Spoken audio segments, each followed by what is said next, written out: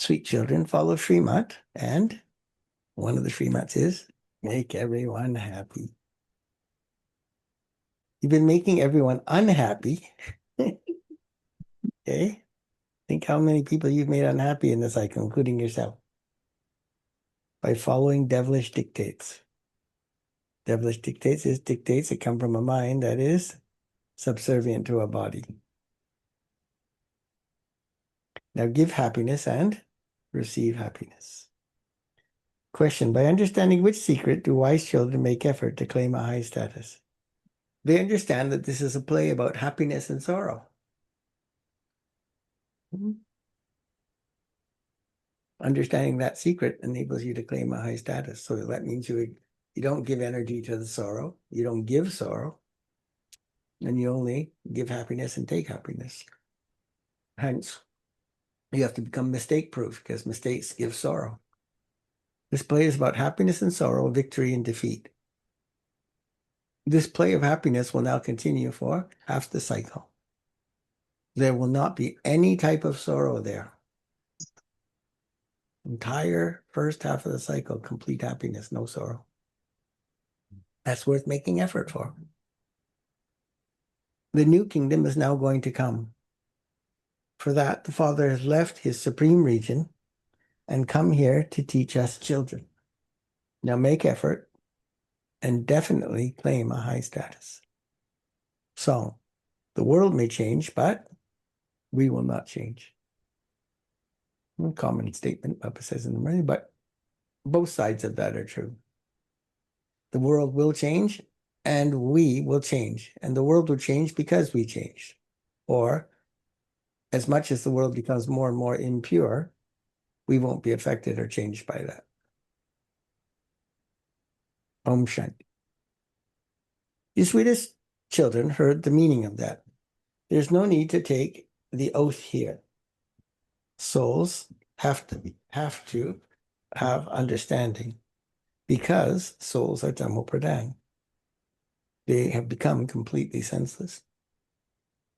Your children know how senseless you were and how sensible you have now become. Such things did not exist in other spiritual gatherings.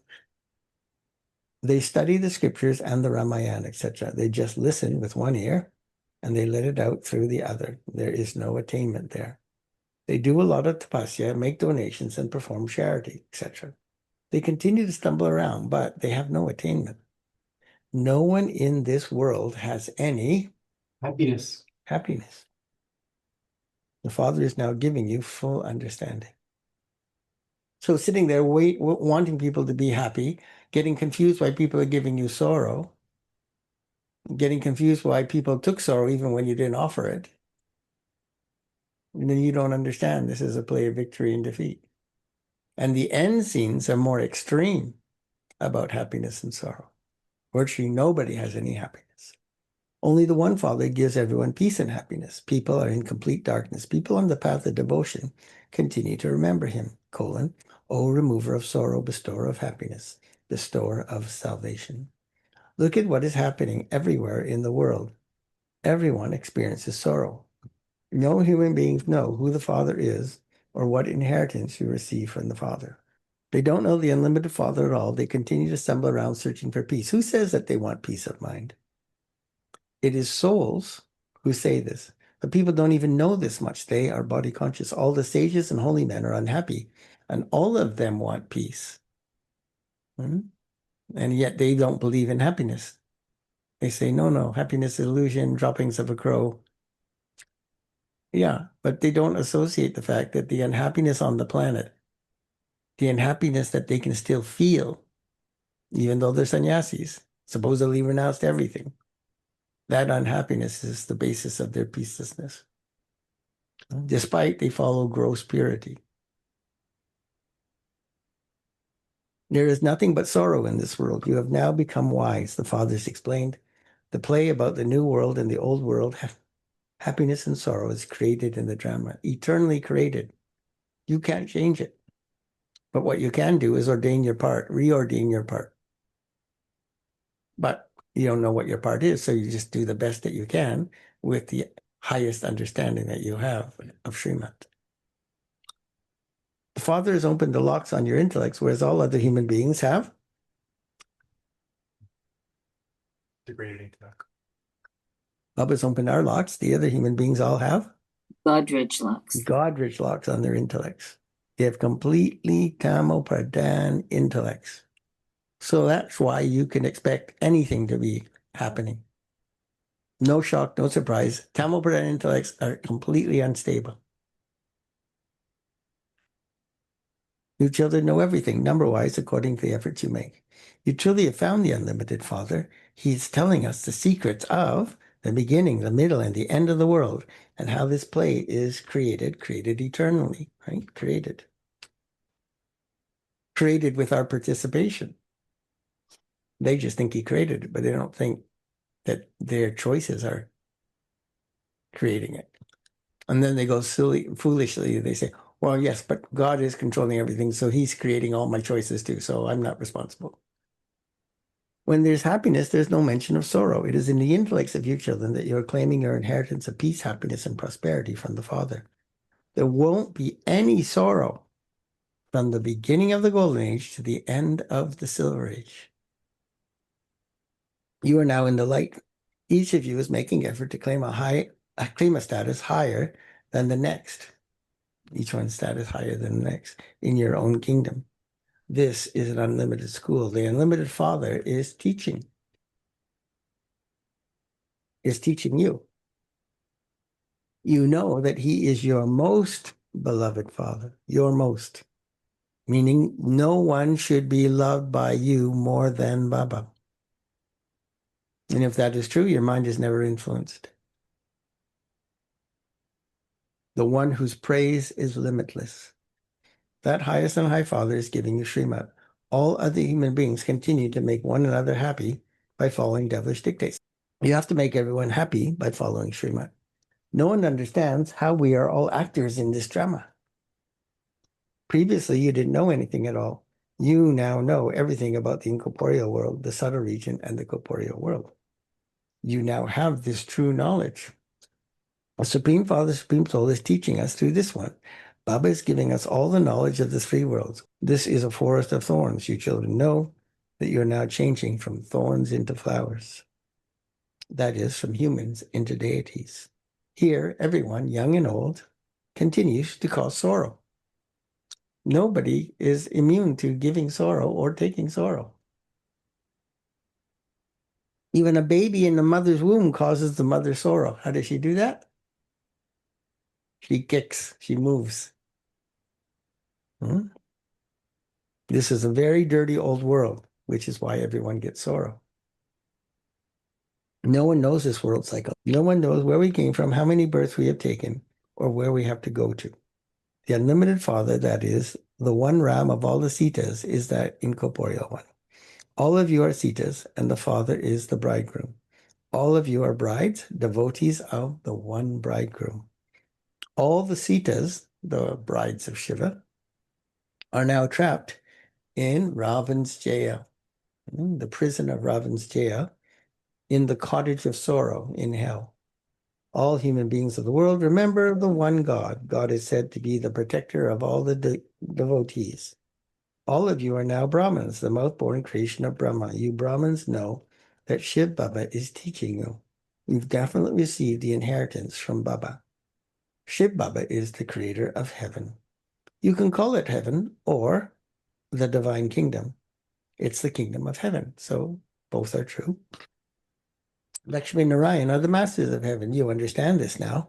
When it was the golden age here, it was the kingdom of Lakshmi and Narayan. It is now the iron age. Because those poor, helpless people are in extreme darkness. They don't know anything about it. So many questions are resolved in your mind just by recognizing Baba. As soon as you truly recognize it's Baba speaking, then anything he says is true.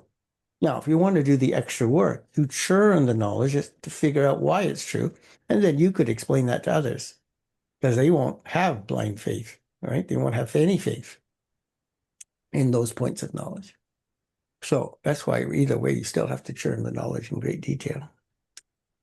Now it is the end of the Iron Age. Destruction is just ahead. The one Ram is the bestower of salvation for all you Sitas. All citas are now in degradation. However, people don't understand that they're in degradation. They're degraded, but they don't understand they're degraded. Yet they see and get irritated by everybody else's degradation.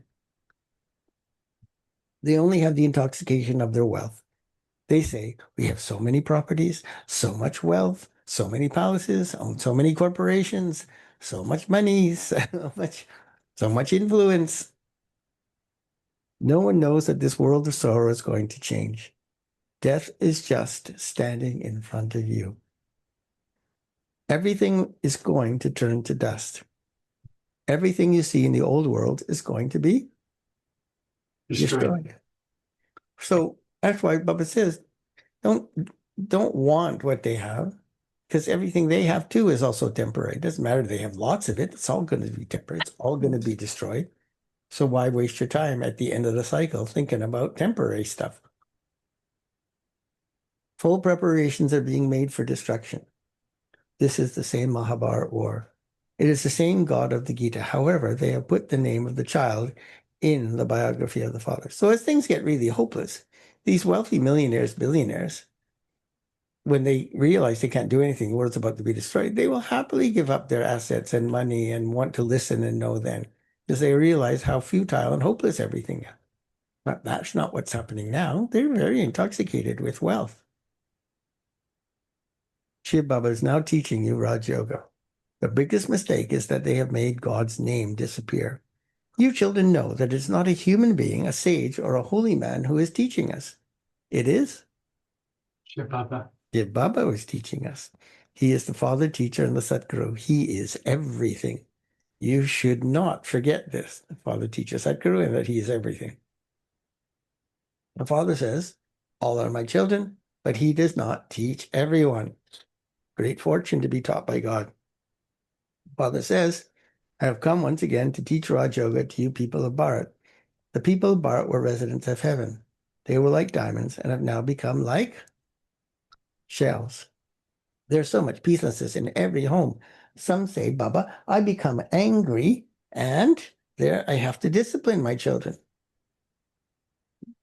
Yes, but if you had disciplined yourself, you would have raised your children so you wouldn't have to discipline them. You'd already disciplined yourself. They're just bringing you the message how undisciplined you still are. I am concerned because I have donated the 5 Vaisa to Shiv Baba. So why am I having to do this? Apparently you haven't given all the 5 Vaisas to Shiv Baba. See what I mean about Brahmins who say things in denial? Why is this happening, Baba? I'm pure. I've given up my vices. No. If you're getting these return karmas, you're clearly not pure. Oh, so there's a difference between actually being pure and trying hard to intend to be pure. No, they're the same thing. That is the problem in the Brahma Kumaris. The father explains at this time, there is the eclipse of the 5 vices over everyone, even Brahmins. When the evil spirit of body consciousness comes, all the other evil spirits also come. The father says, now become Soul conscious. soul conscious. You have now received understanding. We were soul conscious even in the golden age. You understand that this body of the soul has now become old. I have now completed my lifespan. Therefore, I will shed this body and take a new one, soon. When a snake's skin becomes old, it sheds that one and takes a new one. This is an example of the golden age, except there won't be any snakes. There you shed your body in such a way, there's no question of any sorrow. Here, there is so much sorrow when someone dies. There is so much weeping and wailing over someone dying. You children now know that these are old skins. You are not going to receive new skins here. Those are the last old shoes, and you are now tired of them. There, you shed a body and take another one in great happiness. You understand these things. Why? Because you know you're coming back, and it's going to be a golden age, even in your next birth. So what's not to be happy about? So why are you sad if anyone dies? Unless you're attached to people, and or if those people aren't going to golden age and you're attached to them. You understand these things. So many new ones come here, but they don't understand anything. They come here for 2 or 4 days to understand everything, and then they forget everything. Yes, if they listen to everything very carefully and experience happiness, they will become as the subjects. Many subjects also have to be created. This is God's doorstep, dar, or his home, gar. You come to God's doorstep to sit in his apron so that you can be strong enough to look in the darpan, the mirror, so that you can now go home, gar. You are sitting in God's home. The Supreme Soul has left his supreme region, is now sitting here in an ordinary body. There souls reside with the Father. Here, Baba himself has come at the conference age to purify the impure. He is called, his name, his title, Incorporeal Shiva.